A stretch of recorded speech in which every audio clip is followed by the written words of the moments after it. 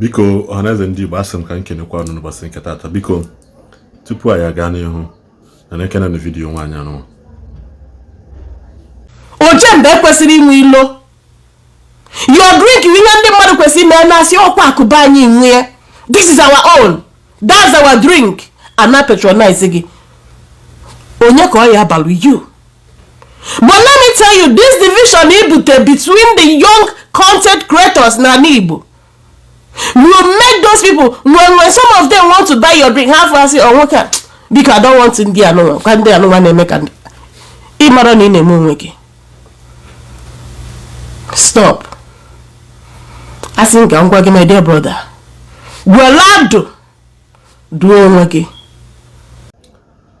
Now I'm going to go the video. I don't want him to Madam Blog. Before then, I'm going to go to Zolobita, so you like this blog or blog. Zolobita, so you I want to have an Ojuloyi. Nkaka na mortuary standard. Yeah, Ozulizbutoyi. So, Madam Blog, Madam Obum Blog, yes.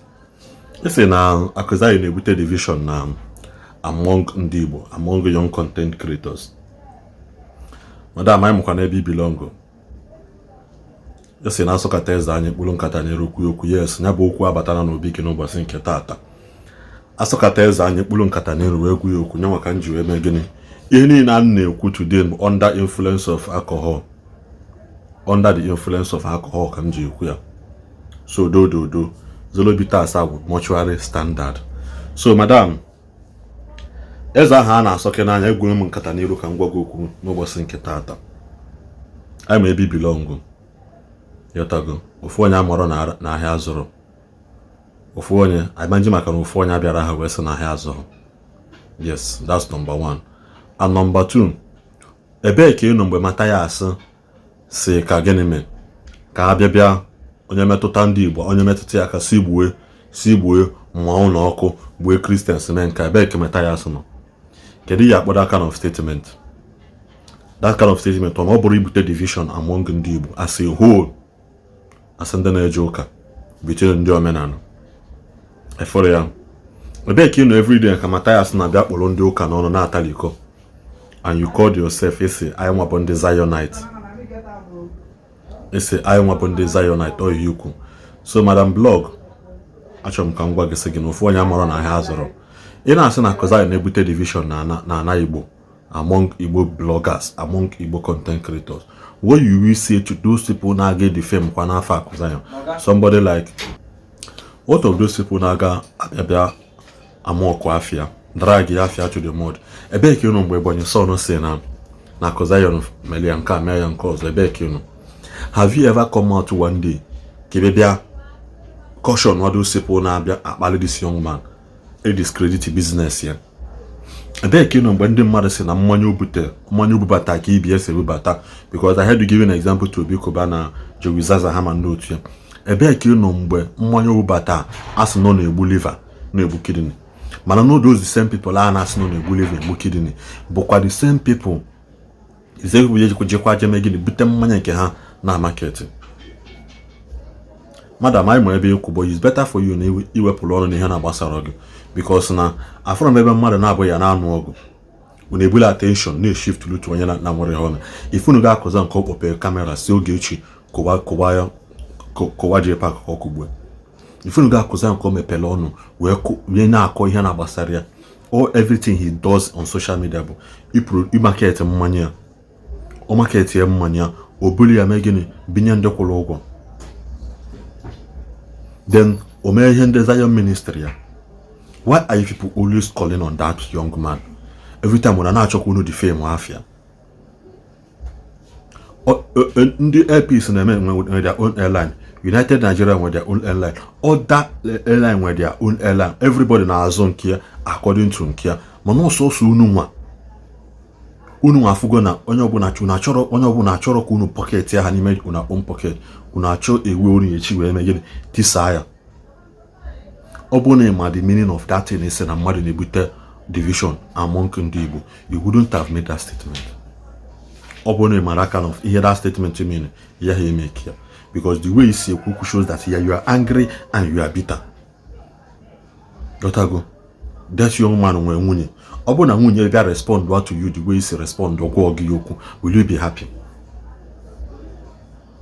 That young man when family, that young man will like ya.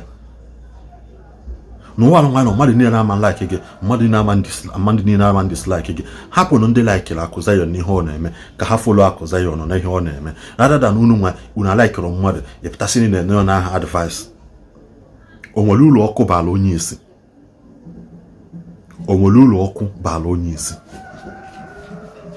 Madam, o nweghị ụlọ ọkụ baala onye isi. So in that case na agwakwa gị wepụ ọnụ n'ihe gbasara Akụzayọn na gịnị na ndị ya na JPAC ha na-enwe issue. Ise na-epi bịa nye advice in the sense na gịnị na Akụzayọn gwere kamera sisi ndị mmadụ attack bụ onye dị otu a ka ọ gịnị, because I don't understand where that ka inye mmadụ advice is coming from. Madam Blog nọla ebe ị nọ si ebe ị nọ ike ịmala ihe ahụ ị na-eme mewe ya mesiela onwe gị ike. Ego si na afọ ndị ji ego na-ama. Akụzayọn apụtabeghị si gị na o ji ego. All he does is that he can feed well. Ọ na-eluju afọ na-emela onwe ya ihe to his own ability, to his own standard. Ebe aka ya lu mana ịpụtazi bịa na-asị na ọ na-eme na o ji ego.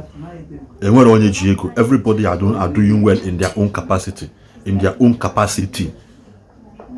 Why are you people always envy? Ma kpe unu dị jealous, ma kpe unu dị envy about this young man? Mmadụ pụta weli his resources need defend the name of Christ. That Christ you people has been with in this social media space for a very long time. But he brought out his resources to bring out to men. And man, yes, now somebody is willing to lift up the name of this Christ high with everything Obona did in his position. I need followers of Christ. Larry Yakolia Nazo. Sienna Kabanai Sogenazo. Still una potakwa si uzon kuno. Na-achọ ka emegin unu na-achọ ine unu sitani shirisma. Ese maka na ọ na-ele mmanya na mmanya nke anọ. No na-ele mmanya does not mean na everybody patronize mmanya. No na-ele mmanya does not mean na everybody na-aṅụ mmanya. No na-ele mmanya does not mean na everybody na-aṅụ mmanya. Onye na-elezi mmanya unu eji maka na ọ na-ele mmanya na-ekpu ihe aja n'anya. Unu tanish image, unu tanish za image ya. Kezi ndị ego dị mmanya. Big man anaghị respond mana mbosi abịa ọkụ bịa respond na social media. Mbosi a Zenko bịa respond akụ ya nkele nke ọzọ nke ya na Ogechi mmejọ kpọ the wrong person. Onye nke ọzọ bịa respond o respond ya unu afụzi ya his own response ka ya sị na o kwesịrị ime ya. Na o kwesịrị ime ya. Mmadụ agbachisi nkịtị ka njukene gị mmadụ agbachisi nkịtị a na-ata n'ishi imeji all the time a na-alụ ya aka n'anya na-asị ya na ebe na-akwa ihe a na-emebi. That's very wrong. Madam Blog mgbolo one ka mkpọ gị. A word is enough for the wise. Imekwana ihe ndị mmadụ eji kpali gị na social media. Imekwana ihe ndị mmadụ ọsọ na ha afịarụ na asị na-akpali ya mmadụ. Unu emekwana ihe mmadụ eji kpali na social media nọ ka ọ dị nọ.